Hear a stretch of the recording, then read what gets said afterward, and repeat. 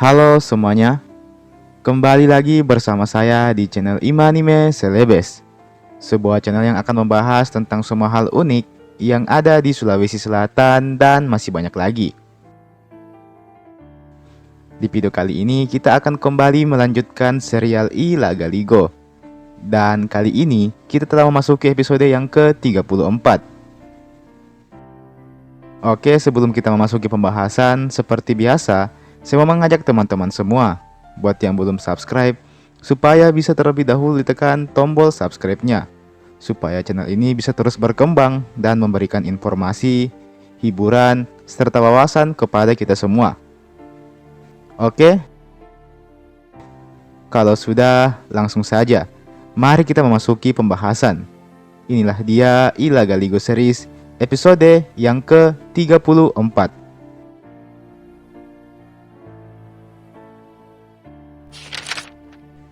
Saweri Gading pada akhirnya memang telah memutuskan untuk pergi ke Alecina.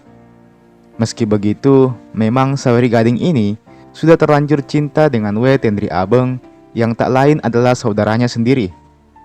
Kecintaan Saweri Gading ini bahkan mampu membuatnya berpikir untuk meninggalkan semua tugas dan tanggung jawabnya sebagai putra mahkota di Aleluwu.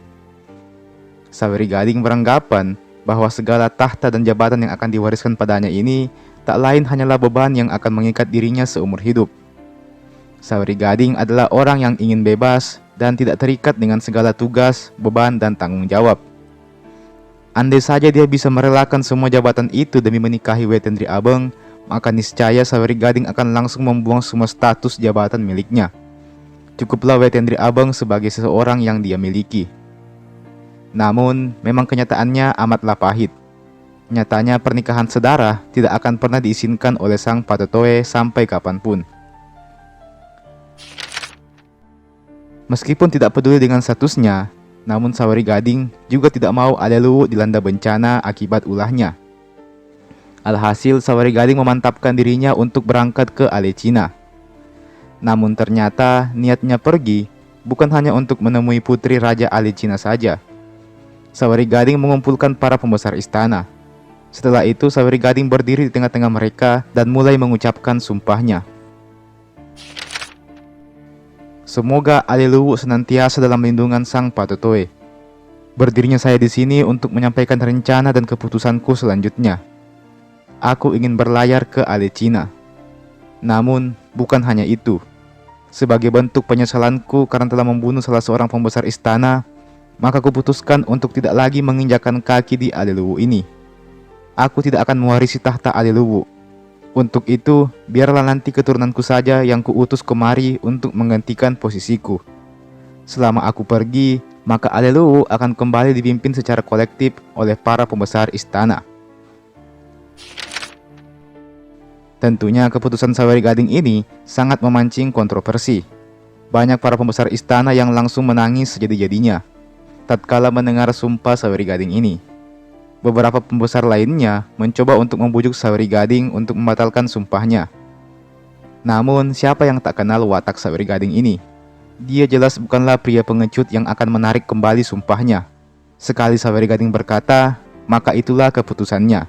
Saweri Gading telah bersumpah tidak akan kembali ke tanah kelahirannya ini. Dia akan pergi. Semua itu demi menebus kesalahannya beberapa waktu yang lalu. Inilah Sirik Napace. Inilah harga diri dan penebusan dosa seorang Saweri Gading. Kuru Sumange, Paduka Saweri Gading, ucap para pembesar istana, tentunya dengan perasaan yang sangat sedih. Inilah Saweri Gading, pemuda yang tidak pernah menarik kata-katanya. Sesaat setelah itu, seketika bumi langsung dilanda kekacauan. Petir dan kilat menyambar ke sana kemari. Kejadian ini sudah pernah terjadi sebelum-sebelumnya. Ya, ada sesuatu yang besar yang akan datang ke Aleluwu.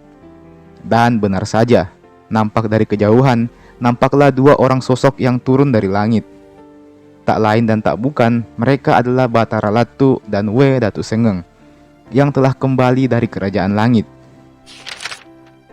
Spontan Saweri Gading langsung terkesima sekaligus kaget. Inilah orang tuanya yang tidak pernah dia lihat sosoknya. Saweri Gading pun langsung tunduk menyembah kedua orang tuanya tersebut. diikuti oleh para pembesar istana lainnya. Aku diturunkan kembali dari kahyangan berkat sumpah Anakda Sawargi. Wetendri Abang juga telah mendapatkan kabar dari calon suaminya di kerajaan langit. Kini Wetendri Abang sedang menuju kemari. Demikian ujar Batara Latu. Singkat cerita, tiba jualah Wetendri Abang di istana Aliluwu. Tentunya beliau disambut dengan upacara adat yang meriah. Beliau juga adalah salah satu pewaris tahta di kerajaan Aliluwu. Akhirnya bertemulah Wetendri Abang dengan kedua orang tuanya itu. Orang tua yang belum pernah dia temui sebelumnya. Segera Wetendri Abang tunduk menyembah kepada kedua orang tuanya itu. Di sampingnya ada Sawargi yang juga ikut menyembah kedua orang tuanya. Wetendri Abang pun kemudian berbisik ke Sawargi. Semoga kelak perjalananmu ke Alecina mendapatkan perlindungan dari Sang Patotoe. Ucap Wetendri Abang sambil tersenyum ke saudaranya itu. Sawargi hanya terdiam membisu. Bagaimanapun Wetendri Abang masihlah sosok yang dia cintai. Kami meminta izin untuk turun ke bumi, semata-mata karena kami ingin menyaksikan keberangkatan Sawargi ke Alecina. Serta kami juga datang untuk menjemput Anakda Wetendri Abang. Demikian ucap Batara Latu. Tentu saja kalimat itu menimbulkan berbagai macam perspektif. Alhasil bertanyalah seorang pembesar istana. Ampun Paduka, apakah setelah Paduka menyaksikan keberangkatan Sawargi dan mengantar kepergian Wetendri Abang, Paduka akan kembali memerintah di bumi? Kata-kata Anakda Sawargi adalah sumpah, dan sumpah itu berlaku di Aliluwu.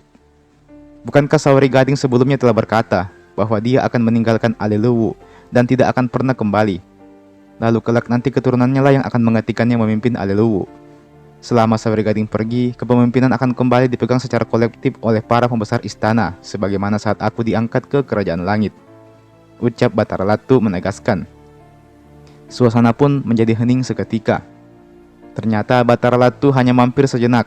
Dia tidak akan kembali memimpin Aliluwu. Dia hanya ingin menjenguk kedua anaknya.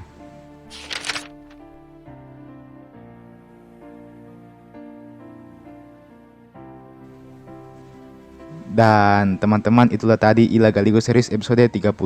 Kita masih akan lanjut ke episode 35, 36 dan seterusnya.